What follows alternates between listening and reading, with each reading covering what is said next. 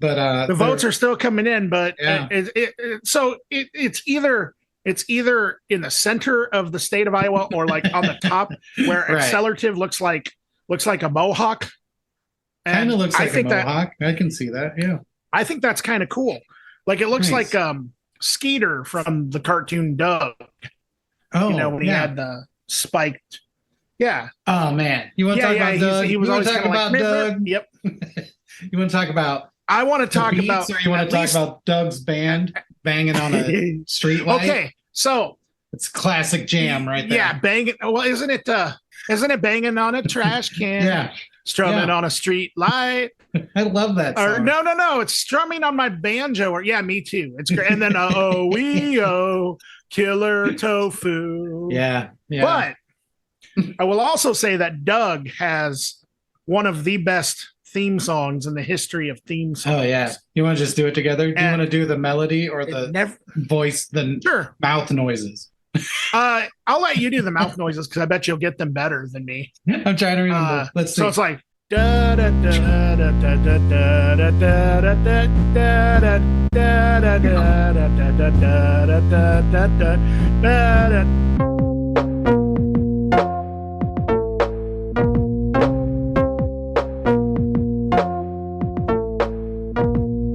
Greetings, citizens of Earth. I'm Dan.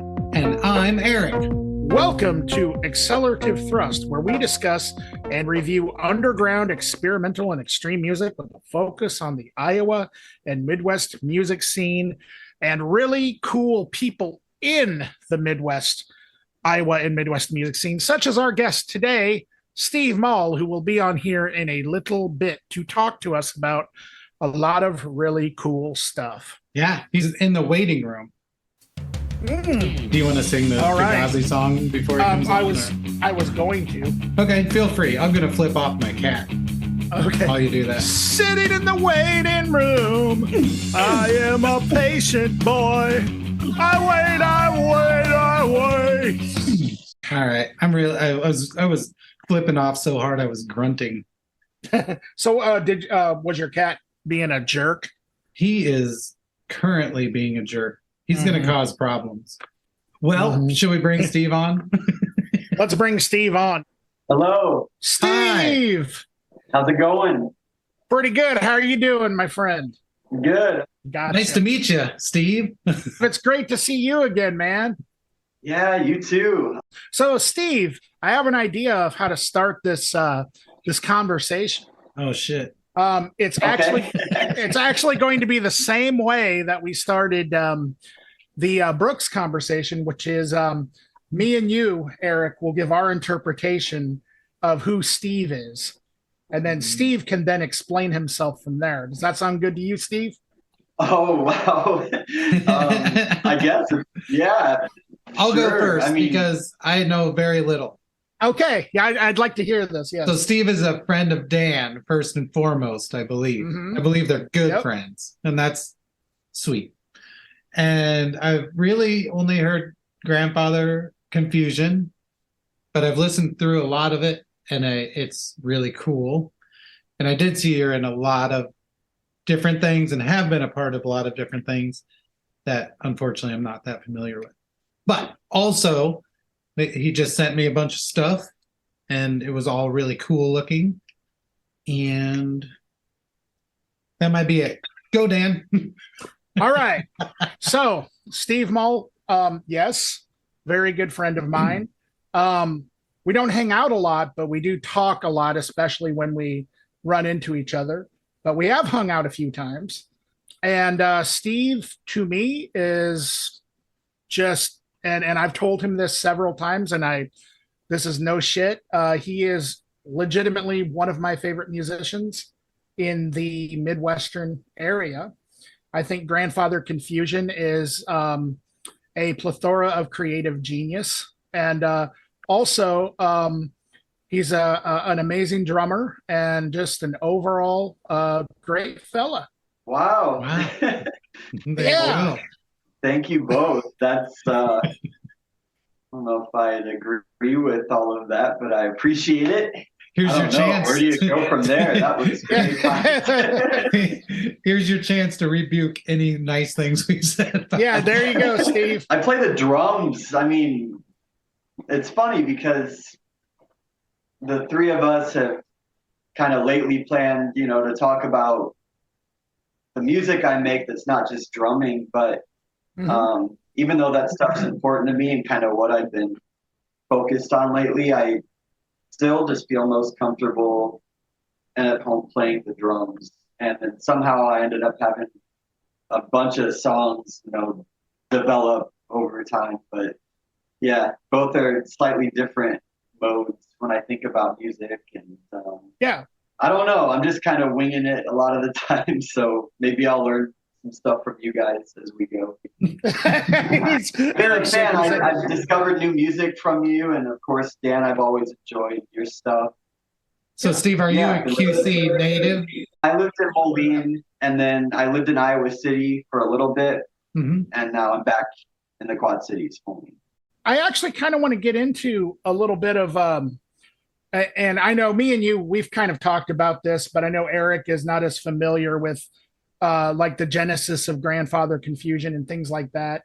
And so I kind of wanted to get into this in relation to this core reasons to rock that you sent us.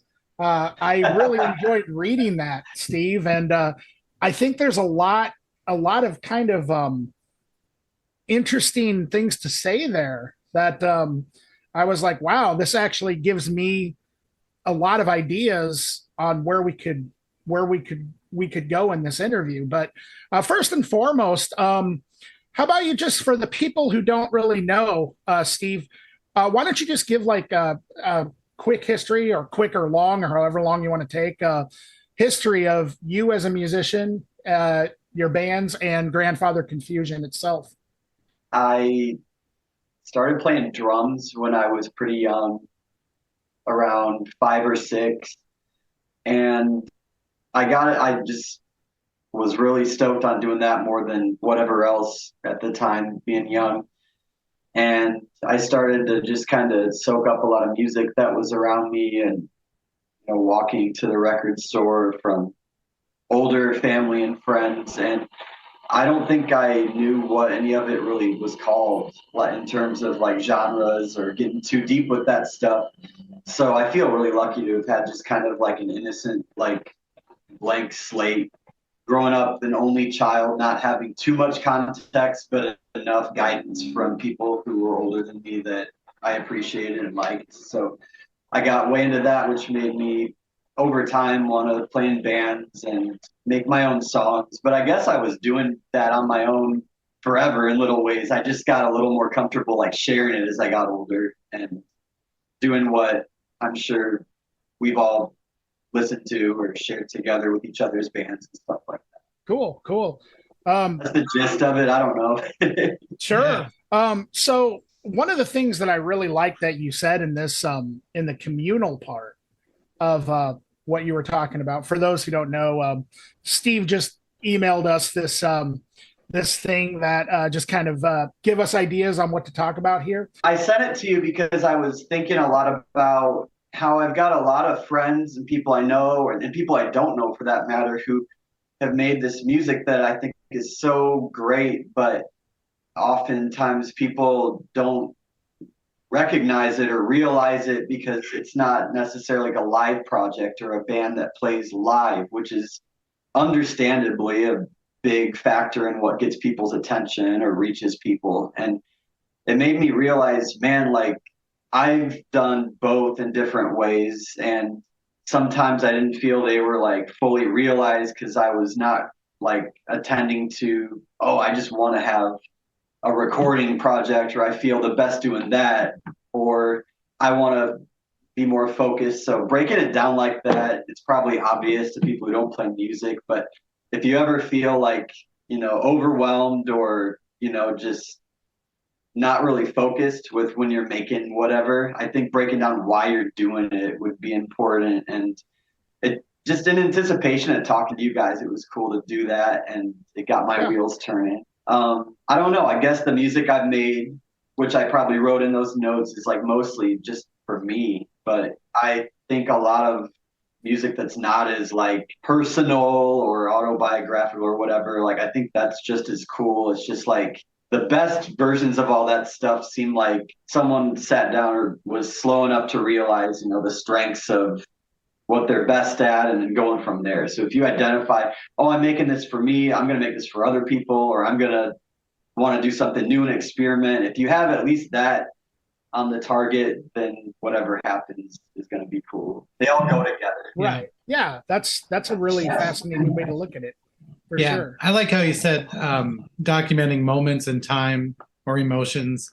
I think that's a really important thing. Like a lot of people spend a lot of time trying to perfect something, like to the point that they never actually put it out or let anyone hear it, and the idea of it being a snapshot of where you're at the time, it was really cool to read that. I was working on some stuff earlier and I was like, let's not go crazy on this. Let's just get it out, and so right. cool. And I've struggled with that when you're making something, knowing when it's done or knowing what it could be versus the limitations you have. But I think that what made me want to like make the CDs that I shared with you guys and stuff, it was kind of like that was kind of a lot of that stuff was a long time ago, but like listening to it back, it's kind of like, wow, even though I don't really like think super fondly of the times I made that music, it's kind of like being able to look back on those times of my life and realize, wow, I like made something out of not so great memories. And it's a way to kind of like wrap up the past and put it in a like frame it in a way that's not just negative and appreciating the good things and recognizing like, wow, like in spite of this like dark stuff, like this stuff can exist and it can make you think in a different way or just be something to look back on and think you created something out of something that would otherwise be destructive. That's something to celebrate and share with people. And now that I did that, it's kind of like that's cool, but we'll see. Maybe I'll want to make less like the personal kind of music and now try new things or just focus on drumming, which Dan was focused on, like the communal part of it. And to me, that's why I like drumming the most, bringing people together outside of like all the songs that you have on a CD. So it's weird. It's a balancing thing. I wanted to do both.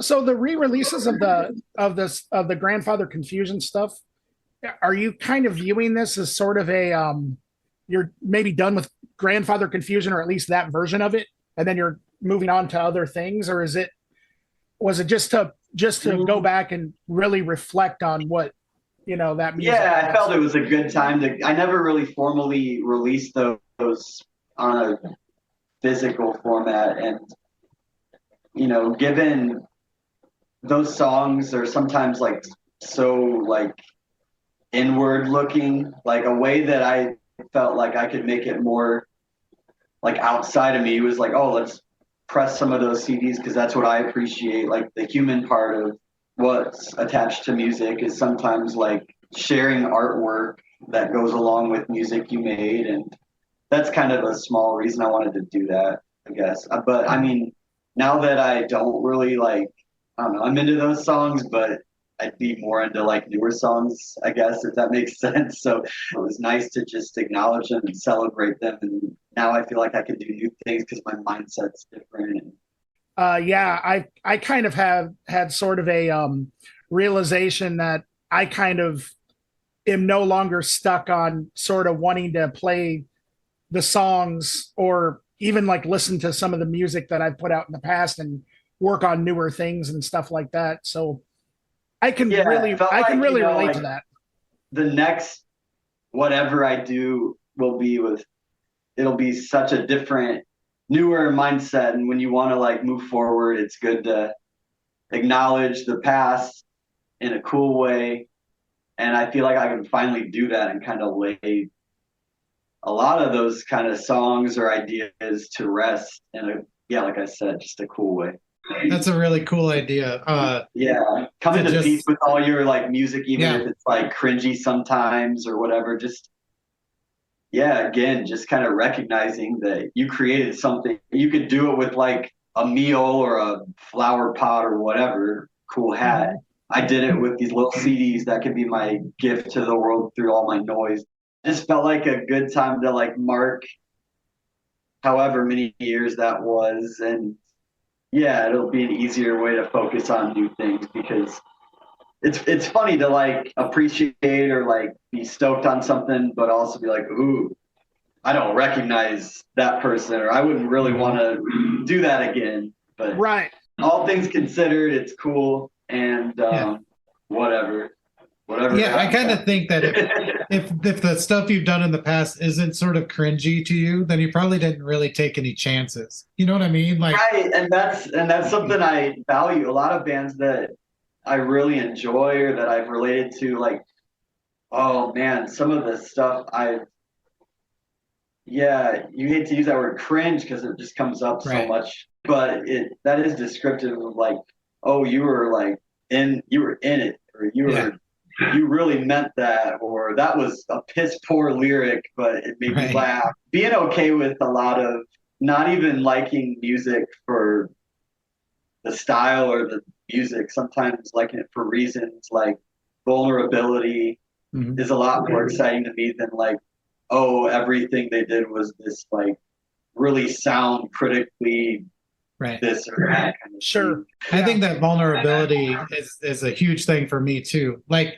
more so than nailing the take or whatever. Like I don't know, Right. And if somebody messes up, but it's kind of like beautiful because of it, why wouldn't you use that? Why would you do a new take where you might get it right? that's, You know? I get that for sure, but I've had it less with like grandfather's stuff because it's the drummer thing again, where that's really what I know. And then, getting wrapped up in perfection, so to speak, had been a problem for me. Mhm. But as it went on, I got more trust and like was able to embrace some pretty big imperfections with like newer, later music. Mhm. And that was really cool. And I'm getting there, I guess that's what I'm saying. To like Yeah. the song, I think I've always like luckily made like a song that I felt was honest or exactly like the best I could do with sharing how I felt. But yeah, the natural, like, oh, those recordings are super fake sometimes. They're just like moving stuff on and off a grid and auto tuning it to hell and just. I don't know. Some of it, and hopefully it's still interesting, but I probably didn't have to do that as much as I did. And I'm learning that now and being cool with it. To know when to step back is nearly impossible. I mean, Yeah, yeah. And just, yeah. yeah, learning to have trust in the people helping me, which was often my friend Jeremy, who was really big on just about all those CDs you have. But yeah, realizing that I don't have it all figured out, and even if I lead something, like it's not good to be in your own echo chamber. That's a little too personal. For sure. Yeah, absolutely, 100%. It definitely, and I think I can actually kind of hear what you're talking about there as I listen to, like, say, the progression from like your first album to like your last album that you put out. Like, I hear you becoming a little more comfortable with like the experimentation, which is also another part that you mentioned about experimentation is something that you've been really interested in as well. Oh, And nice. I'm I glad hear you that. felt that way. Yeah. Yeah, Because I that's hear how that I coming feel from you too. too. It's nice to like recognize strength through all the music you make if you're a musician. But yeah, finally feeling like I had a good hold of all three of those components that I mentioned to you, which was like, putting your own flavor to something, Mm-hmm. still connecting with people, and then still trying new things. And I'm getting closer to that, and I'm glad you can hear it as I, went on with making stuff. I found so much of it to be just really inventive. I mean, honestly, Thank you. and I was trying to figure out where that might be coming from. I mean, I think when Dan and I talked about the Welcome release, we mentioned a few things that we could hear in there possibly, and you mentioned some things you were influenced by. But I wonder how much of that might come from being a drummer. You know what I mean? Like knowing that it's more interesting to change up a rhythm or try a new, like a 180-degree turn in something. You know what I mean? Like where melodically that may not be where someone who's a guitar player would go. Do you think being a drummer has led to the experimentation a little bit or helped? I would say yes. I don't know about, just specific to experimentation. It's just like the foundation of what I learned first and what I worked on the most. So I think rhythm and groove is like a priority to me when thinking about music. I haven't nailed it when I've recorded it because as you guys know, that's a whole other beast with like tracking and feel and sometimes dubbing something a totally different day when you've eaten differently and slept different. So I mean, it's stuff I think about and prioritize, but I by no means like an expert at it. It's just if you want to be a good drummer, you gotta like sometimes think about, I don't know, listening to a song without anything but just listening into the beat. And I hope over time my songs would be just that interesting, just the drum beats alone, kind of thinking of that as a mini symphony in itself. And then building on that, it can only be a bop. Yeah. But yeah, I don't like, I don't have anything like super interesting or helpful to say when it comes to chord voicings or honestly production. I think I know what I'd want to hear, but those things aren't what I feel I'm necessarily strong at. I just think like trying to make interesting rhythms and words that are honest, and then something that's not just, as long as it's not completely like painful to listen to with your ears. I mean, with like super treble, like harsh noise over it, like because it's all lo-fi, and I can live with dirtier, messier recordings. I just I want the beat to come through. So I guess short answer to your question is yes. It comes out in everything probably pretty earlier than other things I would think about as I record it. Yeah. One of the other things I really enjoyed about the Grandfather Confusion releases, and it does have to do with production, is it is lo-fi, but I mean I don't even think of that as like something to notice anymore. It's like because everyone's doing this at home. So it's like right. But there is a depth to the recording. And I, going back to the drumming thing, I think maybe the idea of building up from the rhythms adds to that element because there really is just a lot going on all the time. Even if it's just a vocal part or just a guitar part, it seems that you're aware and concerned about just the depth of the recording, that it sounds full all the time. And I think it's great. Every bar into 16 notes or 30 and thinking, where does every instrument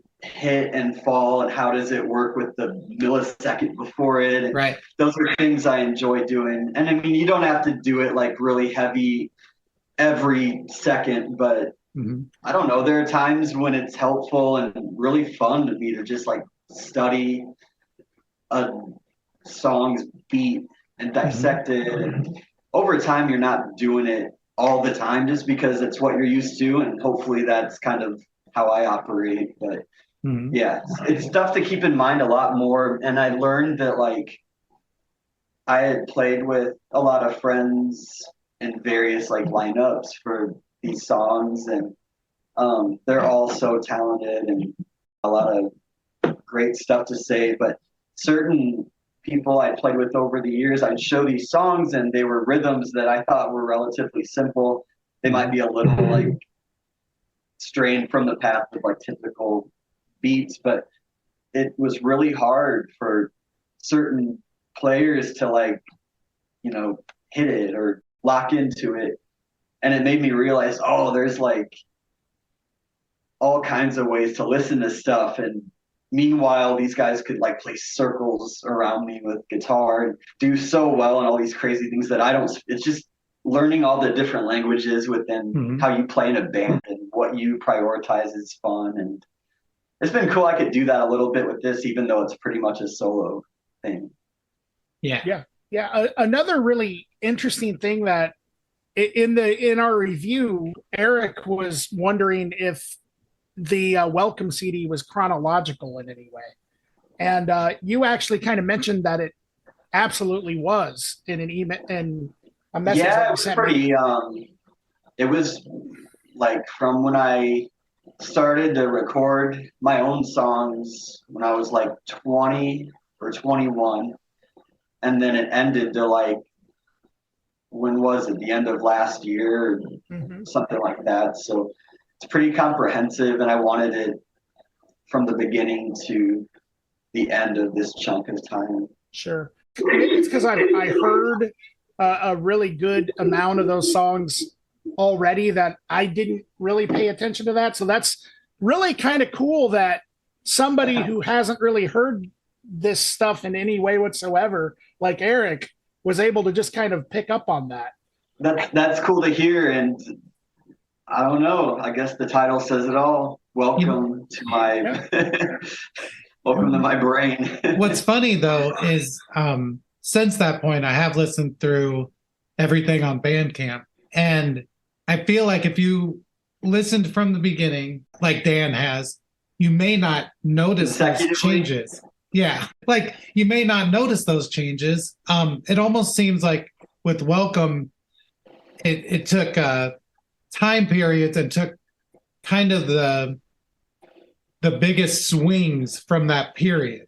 You know what I mean? Like that's how I felt about it. I wanted to just kind of highlight the songs I felt I executed the best or felt like I could still listen to today without being, really, like kind of or cringe back on.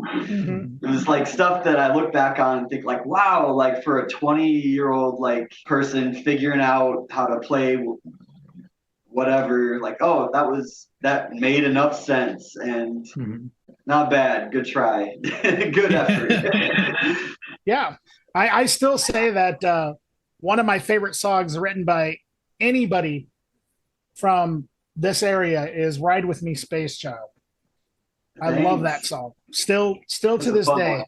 That's such a banger as far as I'm concerned. Nice, man. But I mean, all of them are bangers. I remember I always, for some reason, especially when you start getting into like like horse diarrhea on the streets everywhere and stuff like that. Which is a great record and title.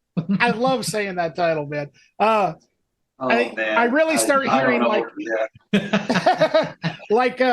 I really start hearing, and I think I've told you this a million times before, Steve. I really start hearing like Ben Lee meets, Mr. Bungle and Melvins and Today Is the Day and Weezer all at the same time. So that's one of the things that I really, really enjoy is how you seem to have, especially over time, I would say, you've been able to just kind of combine all these influences, but totally make it like grandfather confusion, Thanks. And that's cool to hear. And especially because I don't even listen to some of the stuff that you had referenced or that you had drawn a parallel to. That's cool to me. Yeah. I don't know. I have a difficult time explaining it to people. Like if I were to say like, oh, just imagine Steve Austin fronting Weezer or something. You know what I mean? It just makes no sense. And they're like, Steve Austin, the wrestler? Because Stone Cold said so. Right. That's a whole other. The $6 million man? Yeah, the $6 million man. There's too many Steve Austins. I appreciate hearing that. I think that it's really cool to be like hyper curatorial with genre stuff.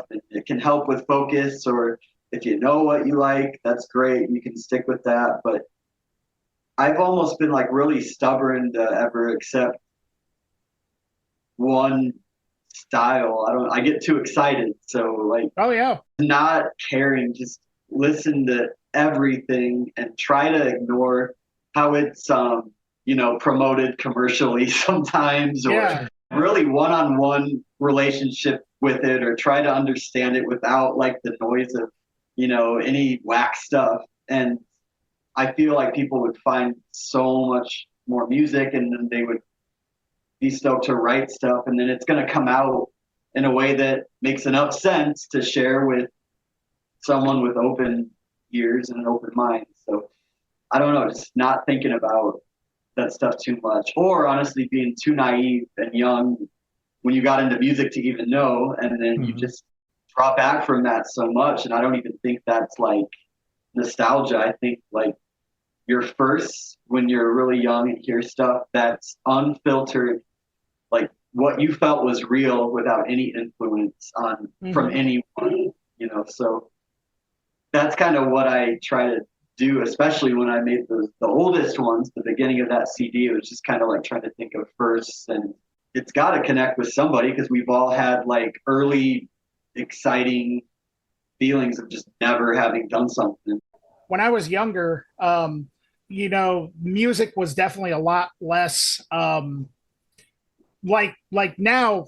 I wasn't even able to define genres like you were saying, like I had no idea that Korn was called new metal, for instance, or No, whatever. Just like, yeah, it's funny because those names existed, like they didn't even exist for such a big chunk of time while whoever was playing. So sure, you just can't get wrapped up into it, because then it becomes like the internet and not just literal noise made by humans. And the wackest band has something cool to say if you ignore all the connotations. Yeah.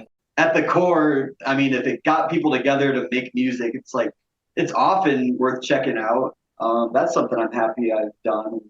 Yeah, and so like I do kind of see where you're kind of coming from with that in the communal part of your manifesto. I don't know. Stop me if calling it a manifesto is really dumb. But I just had a lot of coffee. I kind of get where you're coming from though, where you're kind of talking about how cover bands at like say like a wedding will kind of bring people together instantly, but then like maybe somebody who's creating like well, like you kind of mentioned it before, and we kind of already talked about it. Somebody who's creating like, I don't know, say punk music or something like that doesn't really think about presentation as much. And so like sometimes, and I've been in bands that have done this several times, where you just kind of get out and the performances are not what you got excited about it, but it just wasn't what you wanted them to be or what you expected, because the crowd, in your mind, you kind of think, oh, okay, the crowd's going to get it, but then the crowd ends up totally not getting it or something, Is that kind of a valid interpretation of what you were kind of getting across there?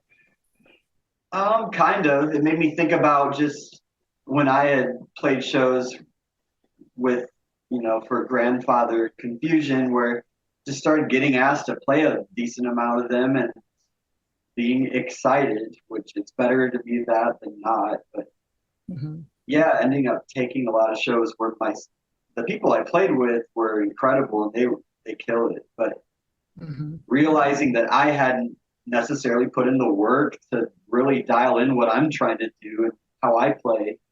And then that's kind of why I slowed down on playing shows, just because it's like, yeah, realizing, oh, I can have a really cool recording project and still find value in it. Playing live isn't everything. That's kind of what made me start thinking about like recognizing that both can be really neat. Yeah, those recording projects, there's a lot of them, like regardless of this stuff of mine, people need to check out. Sure. You luckily cover them, so that's really neat too. As I get older, I definitely have a more of an appreciation of like, say, like the bedroom musician who kind of just like puts out music and never plays live, but puts out this interesting stuff that you can listen to and find. Well, now you can find it always usually on Bandcamp or something, It's fun. It's never ending, because I'm sure just in the Quad Cities, there's all kinds of people who have a lot of songs, but it's just not as widely known yet because they're just recording, or I don't know.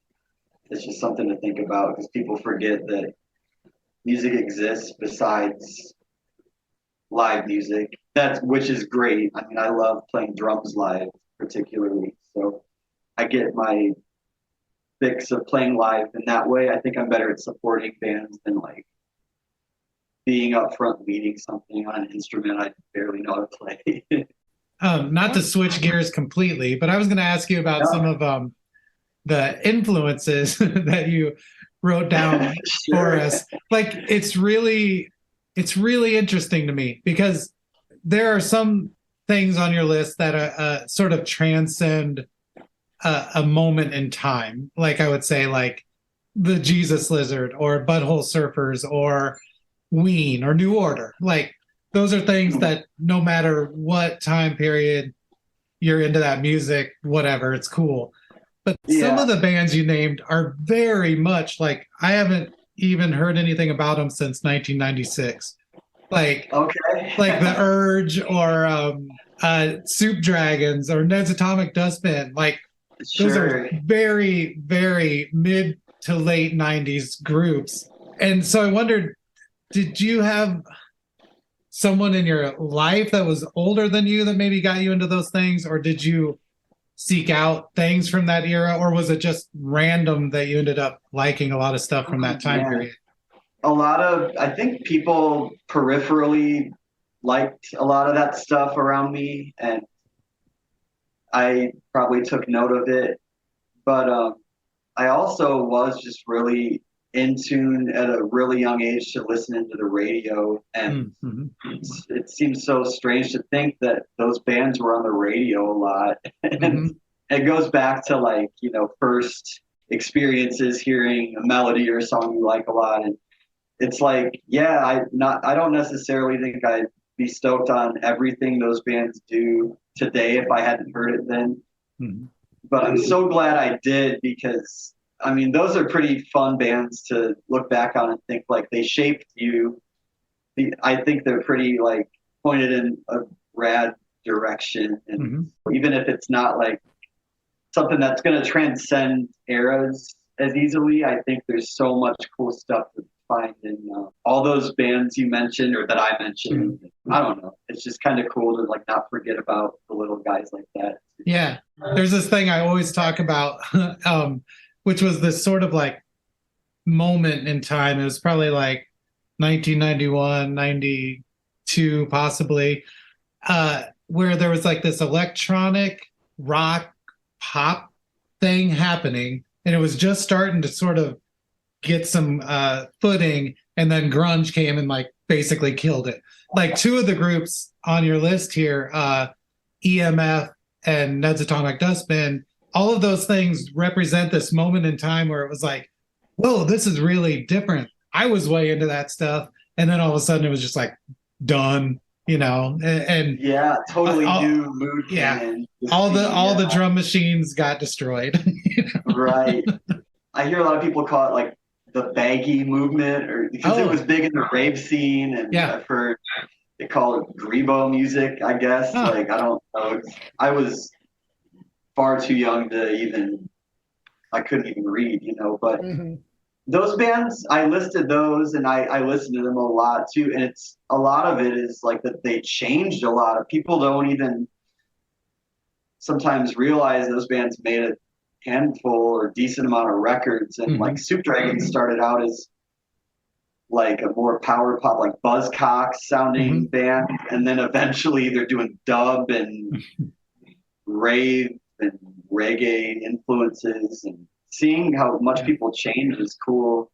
If you start at the beginning, you can hear the core of what makes them excited throughout, and yeah, I like hearing that. Most of the time I like when bands change. I don't want to be like a purist.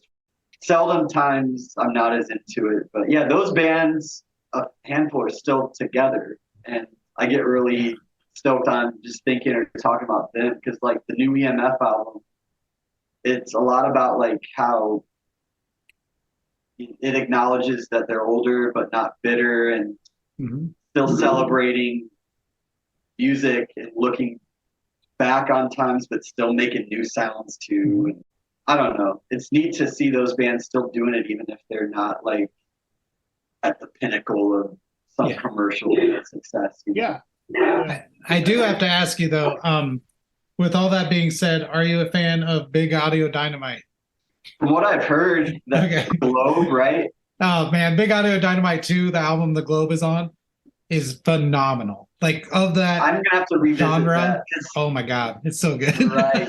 That's just an aside. One of my favorite exciting records. to know someone else into who at least you're familiar with, and that's Atomic Dustbin too. That's a fun one. Oh yeah. But yeah, there's just those bands were really special. I also like how they presented their stuff visually. It just seemed really colorful and right. Yep. vivid primary colors, and just I don't know, it makes you feel good. Yeah, to a certain extent, I also feel like Faith No More was almost a part of that too in the early days. It seems like a lot of that stuff, there was a disregard for labels, and I mean those bands, even though it was like pretty glossy a lot of the time, I mean you could still hear a punk influence, or like you know, that they listened to cool stuff, or they came from a place that was like a thriving, like some kind of scene party. Yeah. So yeah, it looks like you played with a lot of different people, and they look very different from each other. A lot of variation. It was nice to see that list and think, wow, like there's a lot of stuff out there, and I've been hopefully the bands would think like helpful, or I've been lucky to play with like from country to hardcore to jazz or experimental noisy stuff. Like, and I would assume that you enjoy aspects of all of those things. Totally. Otherwise you wouldn't play with them. But is there anything that really is your favorite? Like straight ahead, like D-beat hardcore, or just like jazz, or like what really gets you going? So yeah, that's a great question, because like there's different answers for different questions. That's so funny to say it like that. But now you got my wheels turning now. Like I'm warmed up and like actually like feeling like I can answer this better. We were just getting to this point. I think that I like playing a lot of this is when genres are helpful. I guess, lack of a better word, some of the post-hardcore alternative metal, what some people might call new metal, which is just absolutely not what I would think, but really groovy, heavy rock. Obviously, I'm sure you picked up some of those bands when you heard it. I can't get away from it, but I think I can play really well, like hard. I've refined it over the years on like what that means. It doesn't always mean playing loud, but making every drum stroke and hit and fill and everything down to one hit of a roll, like I can assert those really clear, and that lends itself to stuff like Helmet or very intentional, like intentional drumming. Right. I really liked like David Silvera from Korn and that early stuff, and that was like a big part. But then adding jazz onto it, like it probably made me think about it a lot more than some of that style would require. But I don't know, maybe that would give me an extra flavor or leg up when playing it. Yeah. Like we all know Sting is a dork. But Stuart Copeland, like do you watch him? God, he hits so hard. Yeah. I love watching. I mean, going to shows really early and just bigger concerts with my dad. He wasn't a fan of probably any of the bands, but having that attitude of gratitude, so to speak, and just like always pointing out something about the drummer or encouraged me to watch that. I think that gave me an appreciation for a lot of bands that some might be like, what, you know, or like just kind of scratching their head. But whatever joy you can find anywhere, you should take it. And I really like watching drummers in sometimes aesthetically questionable bands or whatever you want to call it. It's like you said, you're not maybe a fan of Sting, but you like Stuart Copeland. I'm not a fan of much of what certain bands I like do, but the drumming or the earnesty in the lyrics overrides that, and that determines what I listen to. It's cool to recognize that other people might have a whole other reason they listen to stuff, and that's really great for them. Yeah. You get the idea. Yeah. I really enjoy watching drummers as well, and two of my favorite drummers to watch are jazz drummers. I guess he's more of a soul drummer, but James Brown's drummer, Clyde Stubblefield.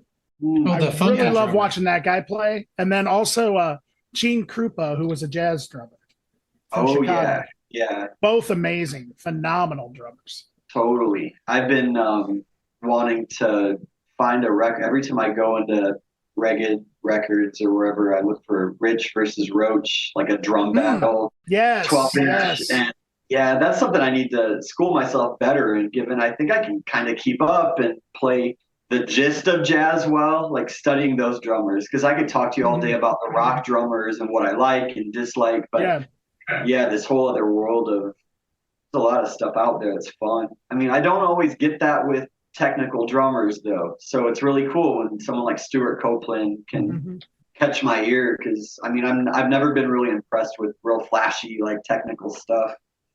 Right.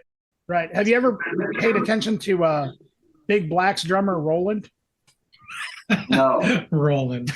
Yeah. No, you've listened It's a to drum Big machine. Black. Yeah, it's a drum machine. Oh, that was a joke. Yeah. Have you listened to Big Black before, Steve? Little bit. The songs about fucking. Songs about fuck. Yeah. Yep. Yeah. That's Albini, Which and then I don't know much else about him besides Well, in his. Okay, so actually, here's my next question, Steve. So we were talking about Steely Dan earlier, and I didn't really elaborate. So my question is, first of all, do you like Steely Dan? All intents and purposes, nah. Okay. So the reason why we were talking about it is Steve Albini went on a Twitter rant talking mad shit about Steely Dan. And but anyway, I was just curious. And I was wondering if you saw my favorite. I'm sure there's a lot of great stuff to dig in and value, but I don't know. Not everything can catch your ear. So. The one thing I remember is Albini tweeted, and I think this was yesterday, that he is the punker that's always going to shit on Steely Dan. The amount of effort to try and sound like an SNL warm-up band. I would hope the band could laugh at that, because it's good to have a sense of humor, and like ultimately you can't deny that band is into what they're doing to have that longevity and do it. So it's like it's really fun and necessary a lot to just rip on bands super hard, like including my own. Like we joke all the time, we called it new metal flower pop. That's a good which like I don't even feel like that's even an insult. It's just kind of silly, but I think it's cool. I think it's just all music can be poked fun at. I think if you're playing guitar really loud in any context, that's funny. Just like fundamentally like stupid, like, so anything beyond that, it's like, don't take it personal. You're playing like you're making a big farty noise for an hour at a time. It's yelling. It's funny. Fine. Yeah. Well, you know me, Steve. Every single band I've ever been in, I was 100% serious in it. Oh yeah, I had to be careful. Yeah. No, but value. We've talked about this before. Valuing humor in music, even if it's not like the main end goal. Like, because I'm not super into like comedy music or any of that like jokey or stuff. But bands who can laugh at themselves. It's just one more emotion that you can utilize and learn from. So that's obviously why we all like a lot of the shared bands we like, because they do it well. Yeah, I think it's important that if you're, well, unless it's what you really want to do, but there are certain ways that to approach humor and music without becoming like a novelty or something like that, or whatever, you know what I mean? And yeah, I guess being a novelty is, it's like just having balance, and I don't know, I found that works for me, and not having, you don't have to make everything a joke, but recognize that even though a song might mean a lot to you or a band might mean a lot to you, at the end of the day, there's like way more wild things and honestly, oftentimes important things to attend to. And laughing is fun. So if you can do that and recognize that, you're going to be able to move faster and do more cool stuff. I don't know. I'm like, I don't mosh at your comedy club, bro. Like, don't bring your funny shit to my scene. You know? Wow.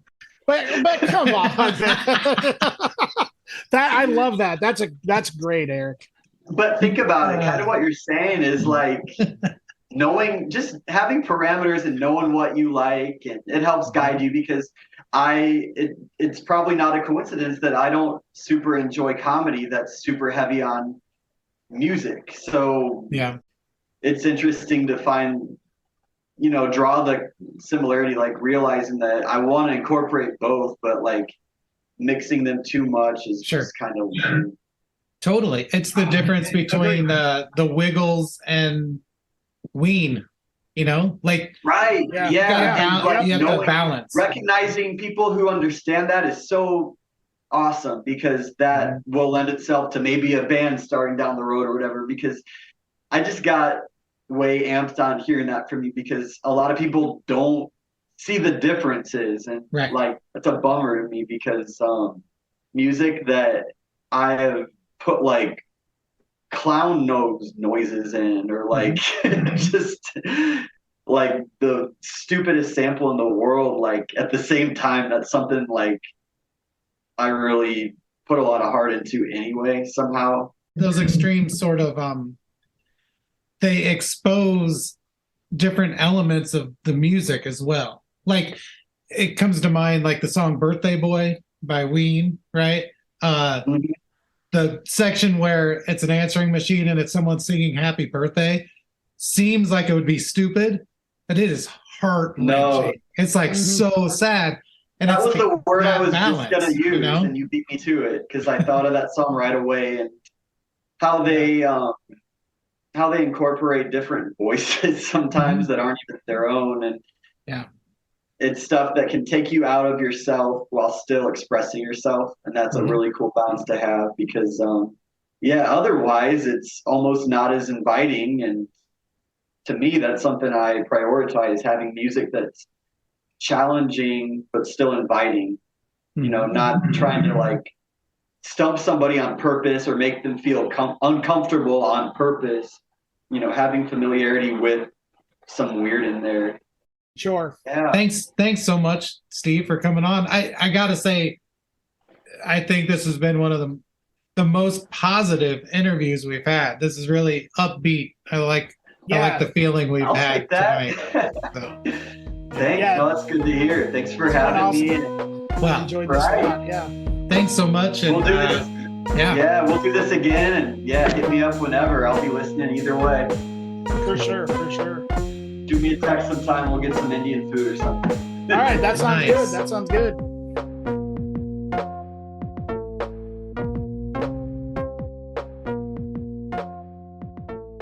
Whatever joy you can find anywhere, you should take it.